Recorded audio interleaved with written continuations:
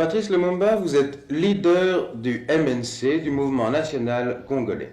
Quels sont les objectifs de ce mouvement? Nous poursuivons 3 objectifs bien précis. Le premier objectif, c'est grouper tous les Congolais sans distinction des tribus, de race, de classes ou de religions en vue de réaliser l'unité nationale du pays. Deuxième objectif, c'est initier les Congolais à la vie politique. Et le troisième objectif, c'est réaliser l'indépendance du Congo et constituer un État démocratique moderne, assurant à tous les citoyens le bien-être, la paix sociale et la liberté. Vous parlez d'indépendance. La chose est acquise depuis la déclaration gouvernementale du 13 janvier dernier. Je crois que tous les partis politiques congolais ou toutes les associations politiques mettent l'accent sur cette indépendance. Mais tout de même, quelque chose vous sépare des autres partis.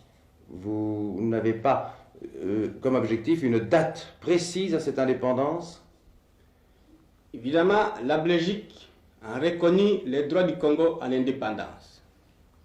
Il ne suffit pas de reconnaître notre vocation à l'indépendance. Il nous faut des actes concrets. Et c'est pour cette raison que nous avons décidé au dernier congrès de Louabourg de constituer un gouvernement congolais pour le mois de janvier 1961.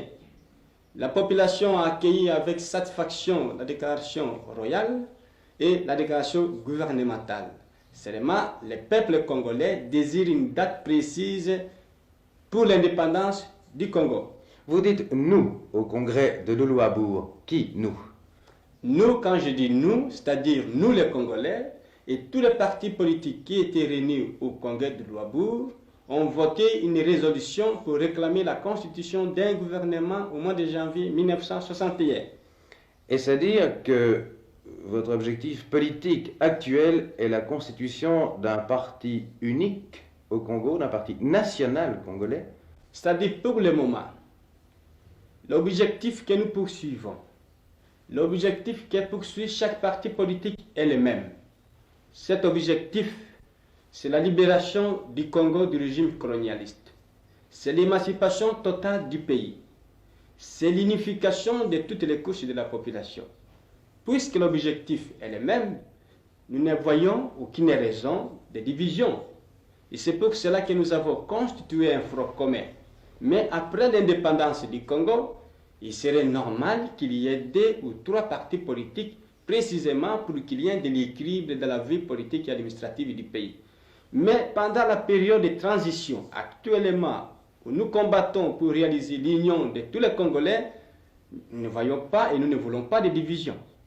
Et tout le monde est d'accord là-dessus. Pour résumer les étapes, d'après vous, transition jusqu'en 1961. En 1961, premier gouvernement congolais qui peut-être proclamerait alors à ce moment-là l'indépendance, c'est cela? C'est évident parce que ce gouvernement, une fois constitué, le gouvernement qui sera l'émanation du peuple, c'est ce gouvernement qui décidera de l'indépendance totale ou des liens éventuels qu'il pourrait entretenir avec la Belgique. Trouverez-vous des hommes capables, suffisamment expérimentés pour constituer ce gouvernement? Nous avons certainement des hommes qui ont reçu une certaine expérience. Et nous aurons à côté de nous des conseillers, des techniciens belges auxquels nous ferons appel. Et nous sommes certains que nous saurons très bien marcher. Parce que cette indépendance du Congo ne signifie pas chasser les Belges du Congo ou nous séparer de la Belgique. Mais au contraire, nous voulons constituer un gouvernement souverain où chacun aura sa place, où les Congolais et les Belges pourront travailler main dans la main au service de la nation congolaise. Vous êtes aussi un grand voyageur. Vous avez été à Accra, vous avez été chez Sékou Touré à Conakry. Quel est le résultat et quelle est l'expérience que vous en avez retirée? L'expérience que j'ai acquise est celle-ci. J'ai d'abord été au Ghana au mois de décembre 1958. J'ai été également au Ghana il y a 3 semaines. Et j'ai pris des contacts avec des hommes politiques et avec des fonctionnaires anglais, avec des professeurs d'Angleterre qui sont là-bas et qui m'ont dit que maintenant les efforts que nous faisons sont fort encourageants. Évidemment, comme tout gouvernement jeune, on connaît les difficultés du début. Parce qu'après l'accession du pays à l'indépendance, il faut consolider l'indépendance, il faut maintenant consolider l'économie nationale. Et je vous assure qu'il y a du progrès immense depuis que le Ghana a acquis son indépendance. J'ai été à Conakry, j'ai eu des entretiens avec les présidents de la République, avec les différents ministres, avec des Français qui tous me disent que la situation est meilleure qu'avant l'indépendance de ces deux pays. Il y a des efforts constants. Des ministres travaillent parfois 10 heures, 12 heures, 15 heures par jour. Des techniciens français et étrangers qui sont dans ces deux États se mettent à disposition du pays. On voit toute la population qui double d'activité. Il y a un fait significatif pour ce qui concerne la Guinée, c'est que les habitants ont voulu payer l'impôt, c'est-à-dire les impôts pour 60.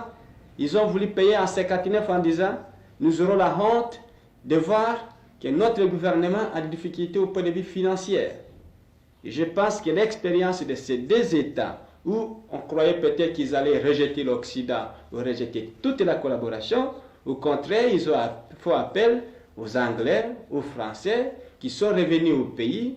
Et dans beaucoup de ministères, j'ai vu des demandes qui émanaient de plusieurs techniciens français et anglais qui demandaient de revenir au pays. Et je suis convaincu qu'en faisant la même expérience au Congo, nous pourrons sauver l'amitié entre la Belgique et le Congo, et entre les Belges qui sont installés au Congo et les nationaux. Ceci m'amène à vous poser la question des intérêts et des investissements belges au Congo. Seront-ils assurés et seront-ils en sécurité? Nous assurons la sécurité aux intérêts belges et aux capitaux étrangers au Congo. Parce que même après l'indépendance du Congo, nous aurons encore besoin de l'apport financier, scientifique et technique de la Belgique. Et comme nous aurons besoin de ces capitaux, il est indispensable que le gouvernement congolais accorde toutes les garanties voulues à ces investissements étrangers. Et c'est notre souci, c'est notre préoccupation. Vous avez vu des milieux financiers en Belgique lors de votre séjour? J'ai rencontré différents milieux financiers.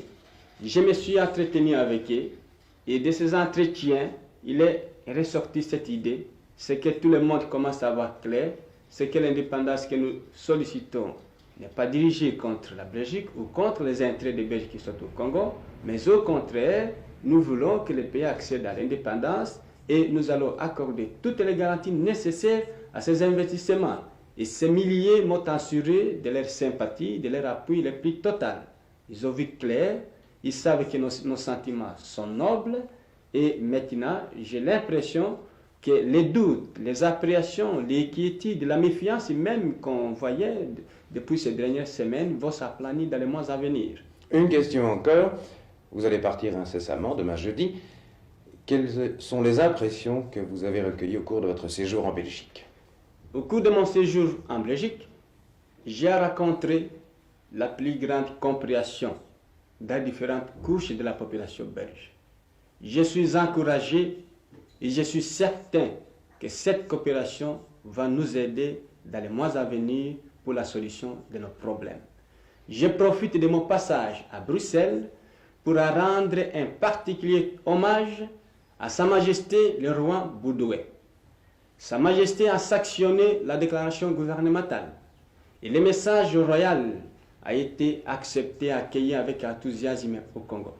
Si Léopold II est considéré comme le roi bâtisseur qui a permis à la Belgique d'avoir une colonie au Congo, Sa Majesté le roi Boudoué doit être considéré comme le roi libérateur qui aura permis au Congo d'obtenir son indépendance.